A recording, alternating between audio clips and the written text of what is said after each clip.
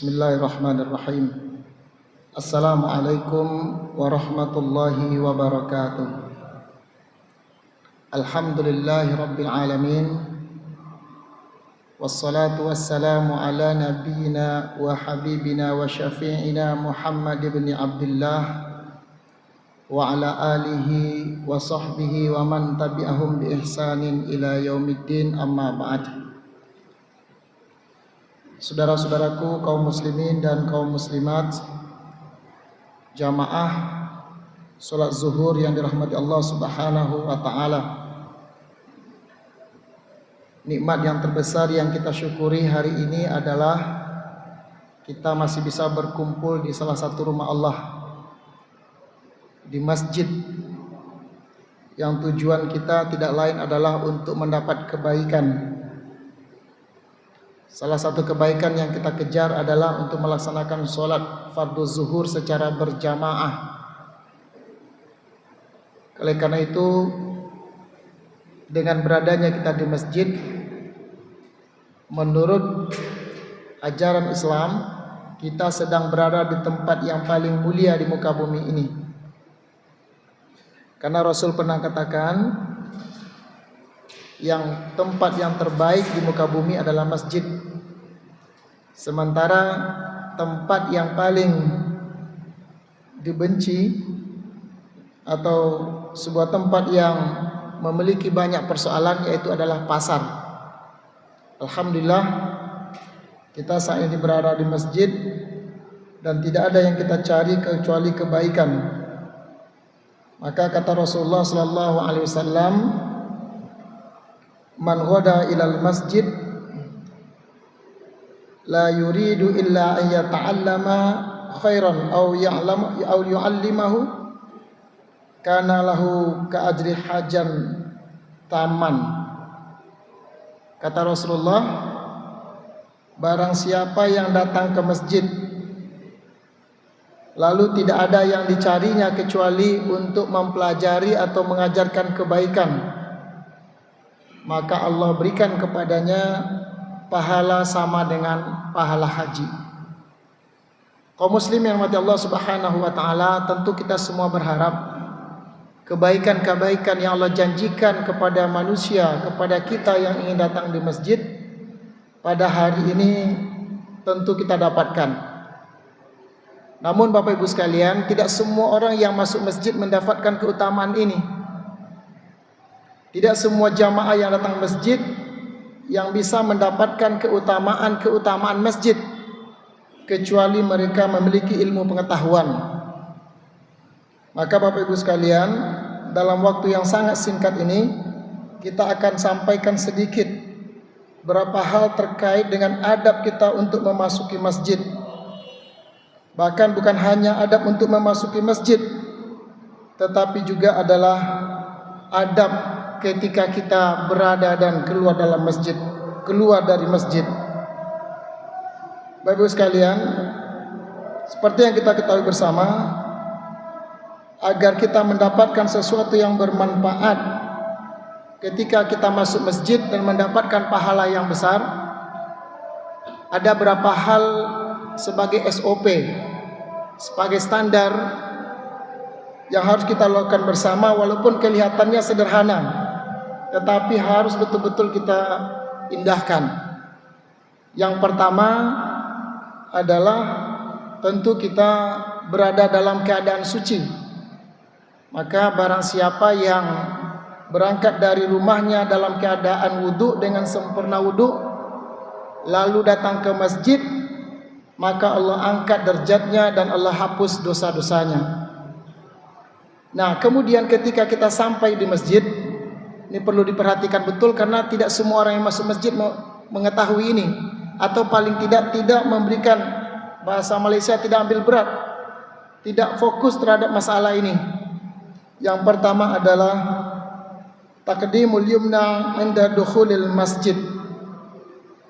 Kalau kita masuk masjid, adab yang pertama itu adalah mendahulukan kaki kanan. Sederhana saja kaum muslimin, ketika kita ingat masuk pintu masjid, dahulukan kaki kanan. Sementara orang yang tidak punya ilmu kadang tidak mengikuti standar ini. Padahal ini akan memberikan faedah-faedah berikutnya.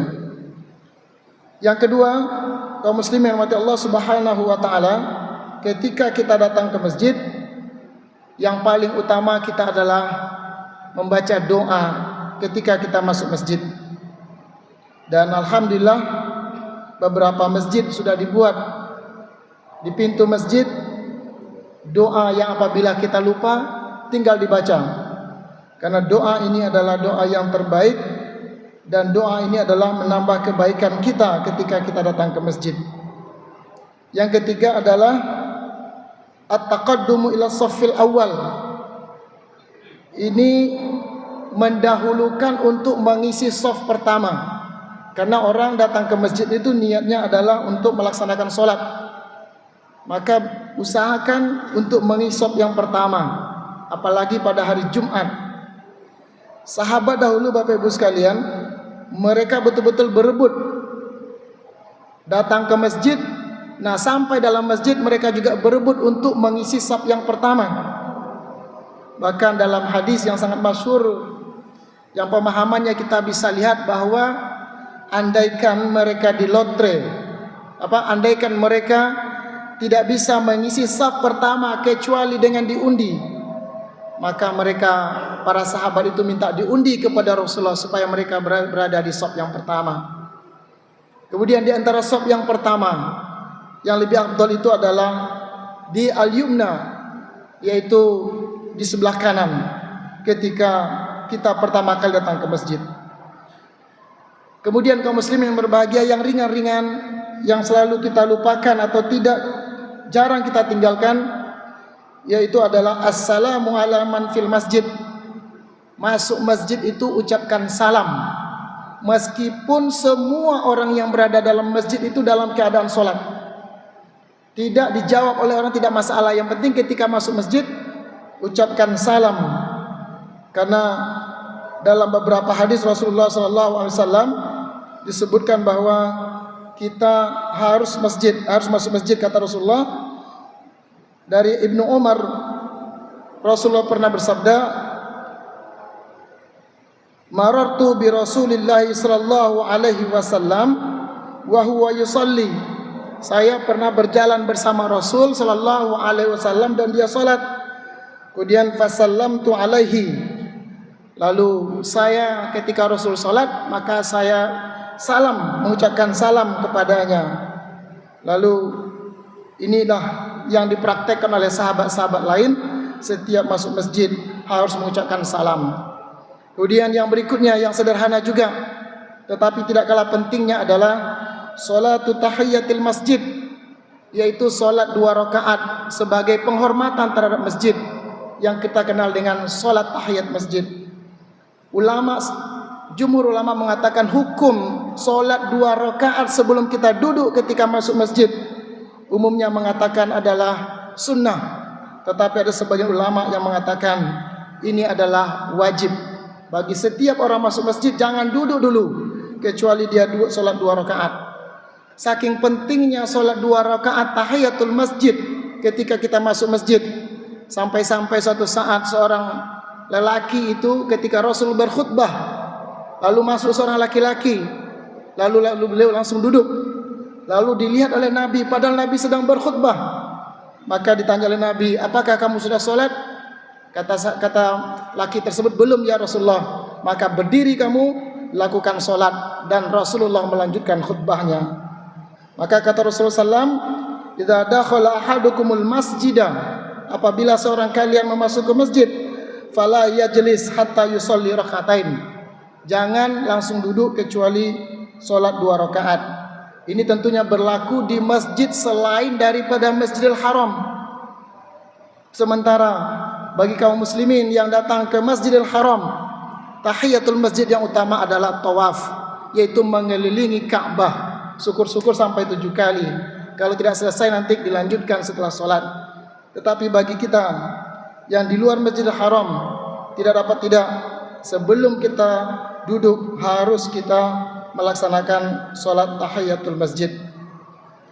Kemudian yang berikutnya adalah Bapak Ibu sekalian, ini juga perlu kita sampaikan dan ulang-ulang. adab ke masjid atau ketika datang dalam masjid. La salata idza uqimatis salatu, jangan illa maktubah. Jadi maksudnya begini, jangan ada lagi solat sunat ketika qomat dikumandangkan, tidak ada lagi solat setelah qomat dikumandangkan kecuali solat maktubah, kecuali solat fardu. Apa maksudnya kaum muslimin yang berbahagia? Ini sebagai mengulang ilmu bagi kita. Kata Rasulullah, idza uqimatis salatu fala salata illal maktubah. Ketika diiqamatkan solat, dibacakan qomat oleh muazzin, fala salata, tidak ada solat illal maktubah, kecuali solat fardu. Maksudnya kaum muslim yang berbahagia, ini sebagai tambahan pengalaman dan ilmu bagi kita.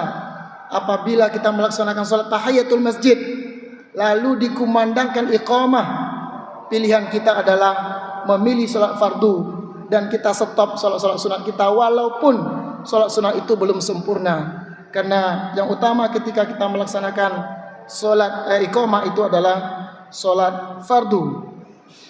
Kaum muslimin yang mati Allah Subhanahu wa taala. Kemudian apabila kita dalam masjid, sangat dilarang untuk mengganggu sesama musalli, sesama orang-orang yang datang di masjid. Dengan cara apa? Dengan cara mengangkat suara, termasuk baca Quran sekalipun.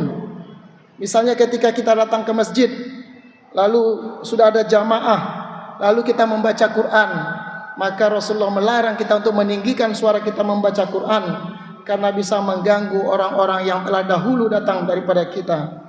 Apalagi berbicara, apalagi mengurumpi, apalagi beribah dan sebagainya. Sedang baca Quran saja, kita dilarang untuk mengeraskan suara ketika kita berada dalam masjid.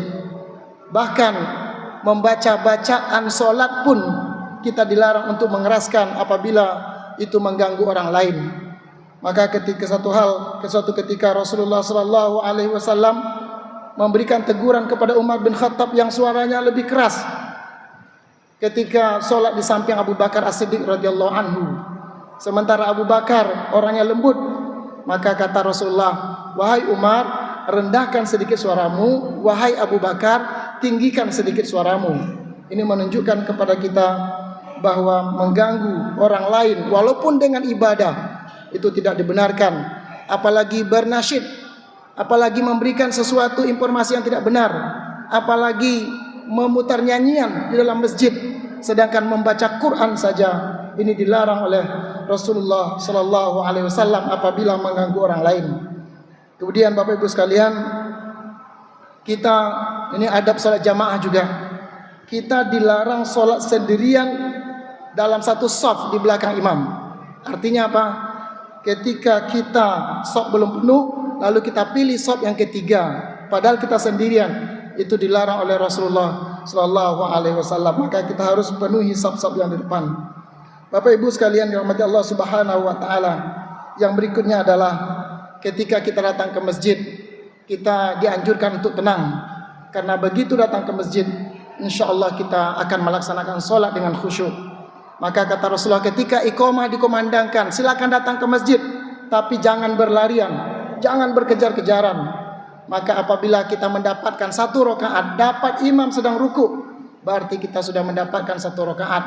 Dan apabila kita luput itu, silakan kita ganti pada waktu setelah imam salam. Kemudian yang paling penting lagi adalah mengganggu suara saja dilarang. Kita di dalam masjid dilarang mengeraskan suara karena mengganggu jamaah, apalagi dengan memakai atau tidak dalam keadaan bersih. Maka Rasulullah katakan, siapa yang makan bawang putih, bawang merah atau kulit bawang yang menyebabkan bau, fala yaqrabanna musallana, jangan kalian mendekat kepada masjid kami. Kaum muslim yang berbahagia, bukan haram yang memakan bawang, tapi ketika siapa yang datang ke masjid, siap-siaplah dengan bau yang tidak mengganggu orang lain. Mohon maaf, apalagi rokok. Ya, ini perlu disampaikan, apalagi rokok, sedangkan bawang saja dilarang. Intinya adalah kita dilarang untuk mengganggu kekhusyuan orang lain ketika kita sama-sama berada di dalam masjid. Semoga Allah Subhanahu wa taala bimbing hati kita untuk mendapatkan fadilat di dalam masjid ini, dan hal-hal yang kebiasaan yang sepele yang tidak bisa kita lakukan tapi itu baik, mari kita laksanakan secara bertahap. Subhanakallahumma wa bihamdik, asyhadu an la ilaha illa anta, astaghfiruka wa atubu ilaik. Wassalamualaikum warahmatullahi wabarakatuh.